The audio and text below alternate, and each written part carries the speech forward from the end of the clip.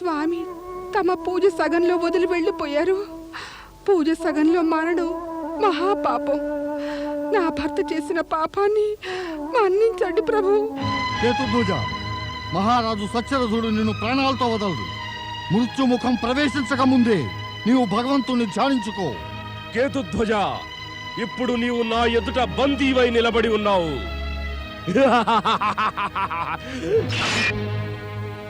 ఇక నీ మృత్యువు నా చేతిలో ఉంది. క్షమించండి మహారాజా, నన్ను క్షమించండి. నేను తమకు అధీనులను ఒప్పుకుంటున్నాను మహారాజా. నా రాజ్యాన్ని తమ పాదాక్రాంతం చేస్తున్నాను మహారాజా, నన్ను క్షమించండి. కేతుధ్వజ, నీవు పరాజితుడవైపోయావు. అలా మాకు అధీనుడవెలాగూ అయిపోయావు. ఇలా ఓడిన శత్రువు రాజ్యం గెలిచిన రాజుకి అధీనమవుతుంది. అంతా తమకు అధీనమే మహారాజా. మరి నన్ను క్షమించండి, నన్ను క్షమించండి మహారాజా, క్షమించండి. నిన్ను గనక క్షమిస్తే నాకు మనశ్శాంతి ఎలా కలుగుతుంది? క్షమించి వదిలేస్తే తమకు అంతులేనటువంటి మనశ్శాంతి తప్పక కలుగుతుంది మహారాజా. నన్ను క్షమించండి, క్షమించండి. లేదు, నీ మస్తకాన్ని నీ శరీరం నుంచి వేరు చేసేటంత వరకు మాకు మనశ్శాంతి కలగనే కలగదు. వద్దు, వద్దు, వద్దు.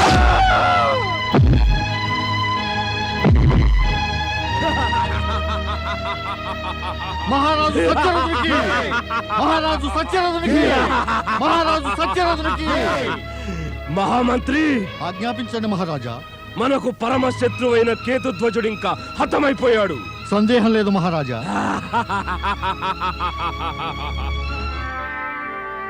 మహారాణి, మహారాణి, ఏమిటి స్వామి?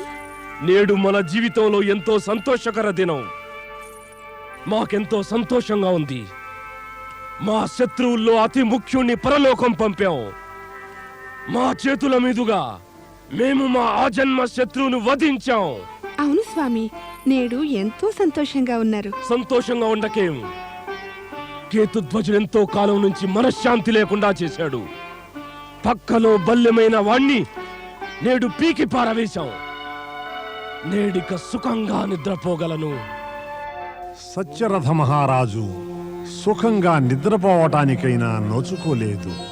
ఎందుకంటే అతడు శివప్రదోష వ్రత సంకల్పాన్ని సగంలో వదిలేసి పరమేశ్వరుని ఘోరంగా అవమానించాడు.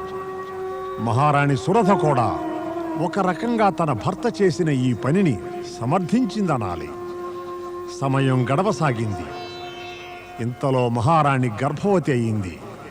తనకు నెలలు నిండబోతూ ఉండగా ఆమె సత్యరథ మహారాజు వెంట వనవిహారం చేయగోరింది. కాని శివుని అవమానించిన ఘోర పాతకం మృత్యు రూపంలో తనను కాటువేయనుందని ఆమెకేం తెలుసు? సత్యరథ, నీకు నీ మహారాణికి భాగ్యంలో ఆనందం ఎక్కడ? కేతుధ్వజుని పుత్రుడైన ఈ వృషధ్వజుడు మృత్యు రూపంలో నీ వంశాన్ని నాశనం చెయ్యబోనాడు. నీవు నా తండ్రిని నిర్దయతో హత్య చేశావు. ఆ తండ్రికి కొడుకు వృషధ్వజుడు నీకు మరణశిక్ష విధిస్తాడు. ఓరి హంతకుడా, నాకు నీవు కలిగించిన బాధనే నేను నీకు కలిగించి తీరుతాను. ప్రతీకారం తీర్చుకుంటాను, ప్రతీకారం. మహారాజా, విదర్భరాజు సత్యరథుడు తన మహారాణితో సహా వనవిహారానికై ఇదే మార్గాన వెళ్తున్నారు. రా సత్యరథ, రా రా. నేడు నీ దురదృష్టము నా అదృష్టము ఒకే దిక్కున వెడుతున్నాయి.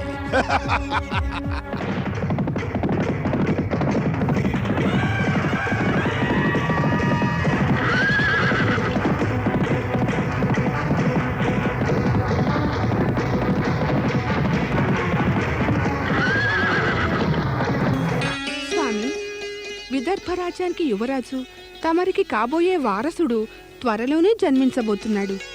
తమరు అతడి స్వాగతానికై సన్నాహాలు ఆరంభించండి. మాకు కలగబోయే యువరాజుకు స్వాగతానికి ఏర్పాట్లన్నీ పూర్తయిపోయాయి మహారాణి. అతడి జన్మోత్సవాన్ని శత్రువు మరణోత్సవం కన్నా ఎక్కువ సంరంభంతో జరుపుకుందాం.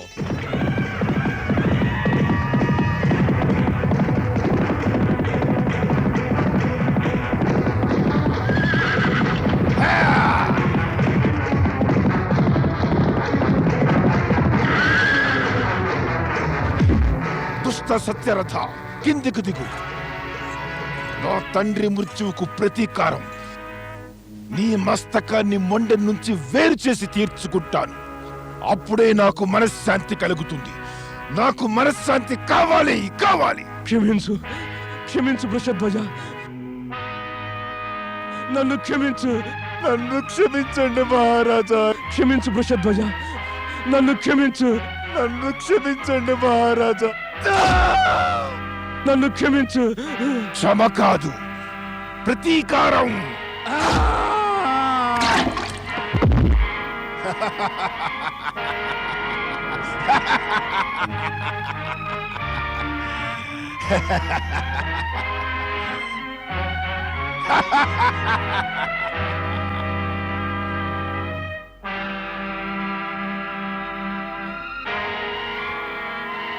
నీ గర్భాన నా శత్రువుకు పుత్రుడు పెరుగుతున్నాడు.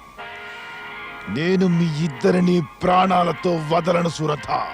నీతో పాటుగా నేను వాణ్ణి కూడా వధించేస్తాను.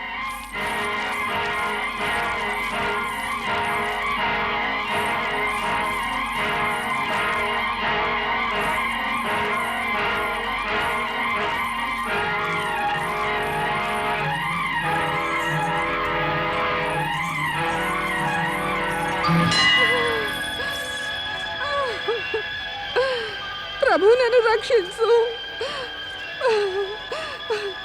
ప్రభు, నా పుత్రుని శత్రువు నుంచి కాపాడు.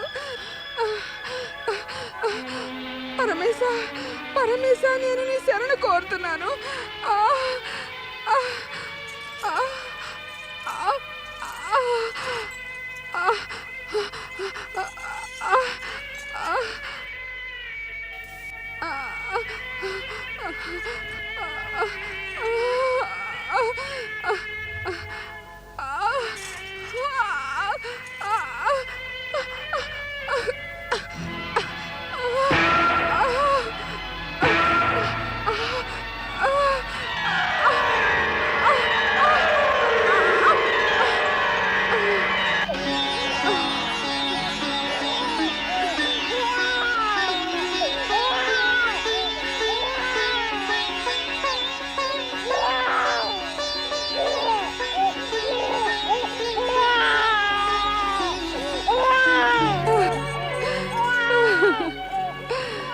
ఎవరి దురదృష్టానికి ఏడుస్తున్నావు నాయనా?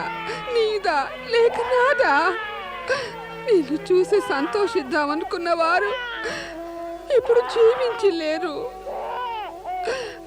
విధవను కావడం నా దురదృష్టమే. అందువల్ల నీవిలా అనాథవు కావడం నీ దురదృష్టమే. ఇక పరమేశ్వరుడే నిన్ను రక్షించగలరు. ఓ ప్రభు, నీ పాదాల చెంత వదిలి పెడుతున్నాను. నీవే ఇక వీణ్ణి రక్షించాలి.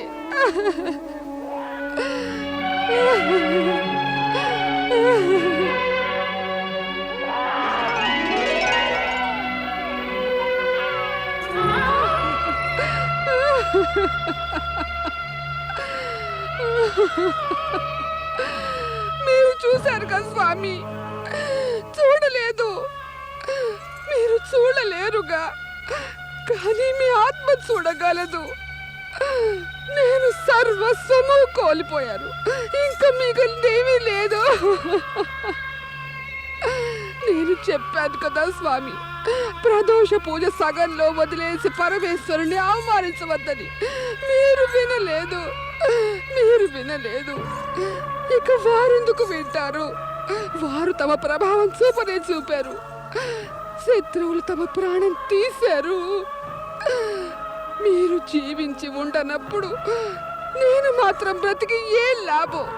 మీ ప్రాణాలు పోయిన తర్వాత స్వామి, నేను బ్రతికుండడం వల్ల ఏ లాభం? నేను వస్తున్నా స్వామి, నేను వస్తున్నా, నేను వస్తున్నా స్వామి.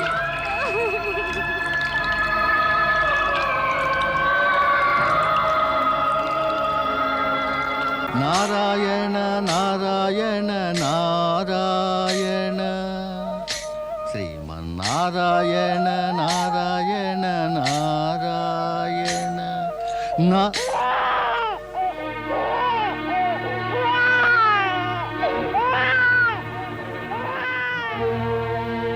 అయ్యో, శివాలయంలో నవజాత శిశువు ఎవరో రోధిస్తున్నాడు.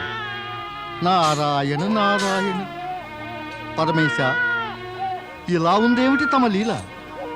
ఎవరైనా శివాలయంలో వచ్చి తమ శరణు కోరేది శోక విముక్తులు అవడానికే కదా. ఇక్కడేమో ఇప్పుడే పుట్టిన ఈ పిల్లవాడు తమ చెంత నుండి కూడా ఏడుస్తున్నాడే. నారాయణ నారాయణ.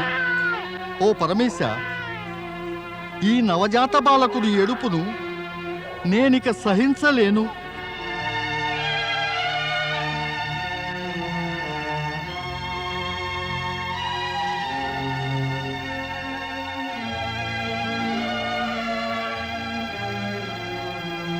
నారాయణ నారాయణ. ఓ త్రికాలదర్శి, నారదుడి ప్రణామం స్వీకరించండి.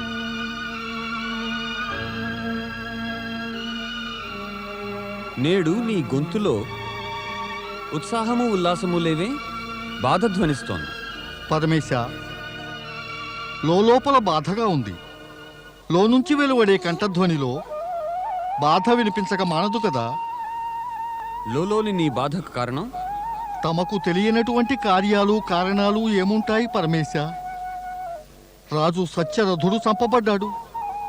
ఆయన మహారాణి మృత్యువాత పడింది. శివాలయంలో ఉన్న ఆమె నవజాత శిశువు రోదన మనస్సును కలిచివేస్తోంది. ఇదంతా తెలిసినాక నారద, నీకీ మాత్రం కూడా తెలీదా? సత్యరథ మహారాజు ప్రతిజ్ఞ చేసి దాన్ని నిర్వర్తించలేకపోయాడు. చేసిన ప్రతిజ్ఞను నిర్వర్తించనందువల్ల కలిగింది దుష్పరిణామం. ఒప్పుకుంటాను పరమేశ, ఒప్పుకుంటాను. కానీ ఇందులో ఆ నవజాత శిశువు తప్పేముంది? ఆ అమాయకుడు తమ శరణులోనే విలపిస్తూ ఉన్నాడు పరమేశ. నిర్దోషులైన శరణార్థులు మాత్రం శిక్షను ఎప్పుడూ పొందరు. అతన్ని తప్పక కాపాడుతాం.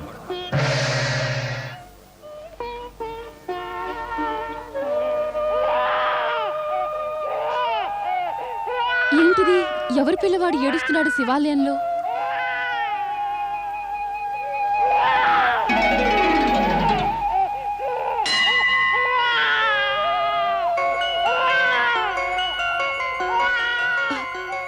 ఎవరు వెండిలో వదిలి వెళ్ళిపోయారు? ఆ తల్లికి దయ అనేది లేదా? తన పిల్లవాడినిలా ఏకాకిగా వదిలి వెళ్ళిపోయింది. నవజాత శిశువునిలా వదిలి వెళ్ళిపోయినా ఆ తల్లి గుండె పగిలిపోలేదా? అలాంటి తల్లి ఎక్కడైనా ఉంటుందా? అయ్యయ్యో మా రాజాబాబు, ఎందుకేడుపు? ఎందుకేడుపు? ఇదిగో మీ అబ్బ వచ్చేస్తుందిగా, ఇప్పుడే వచ్చేస్తుంది. ఎవరి పిల్లవాడు వీడు? ఓసి నిర్భాగ్యురాలా, ఎక్కడికి వెళ్ళిపోయావు? చందమామ లాంటి పిల్లవాడిని నీవు ఇక్కడ వదిలేసి ఎవరు పలకరే? ఎవరి పిల్లవాడి తల్లి?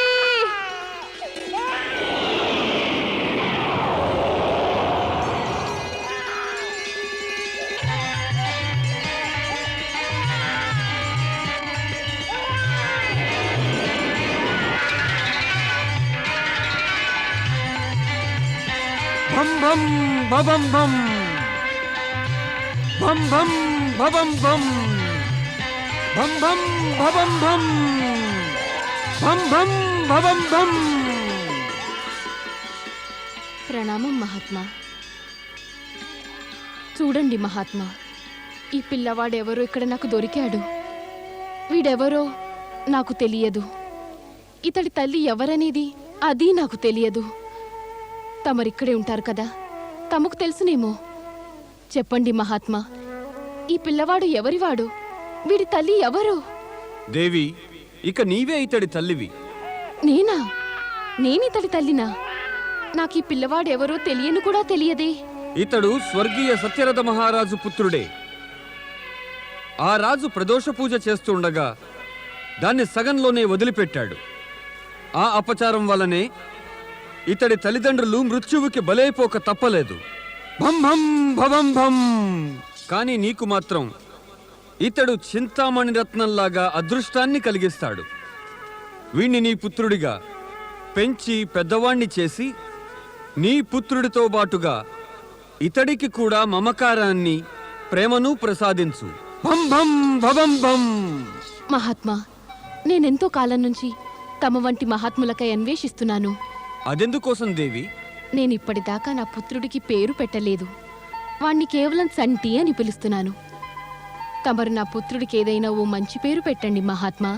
భం భం భవం భం. విధాత లీలలు ఎటువంటివో అనిపిస్తుంది. నన్నిక్కడకు పంపి నీ పుత్రులిద్దరికీ నామకరణం చేయిస్తున్నాడు. చెప్పండి మహాత్మా, వీరి పేరేమిటో? నీ ఈ పెద్ద కొడుకు పేరేమో శుచివ్రతుడు. శుచివ్రతుడా? ఆ ఇక చిన్నవాడు నీ ఒడిలో ఉన్నవాడు, వాడి పేరేమో ధర్మగుప్తుడు. వీరిద్దరినీ పెంచి పెద్ద చేయడంలో నీకెటువంటి కష్టమూ ఉండదు. భం భం భవం భం. తమరి కృపా ఉపకారం వల్ల నాది నేడొక మహత్కార్యం పూర్తయింది మహాత్మా. నీకు శుభమొగ్గుగాక దేవి. భం భం భవం భం. భం భం భవం భం. భం భం భవం భం.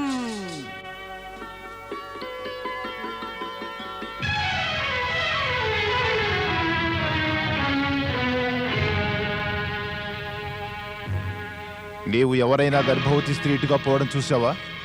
లేదు లేదు మహారాజా, నేను ఎవరిని చూడలేదు.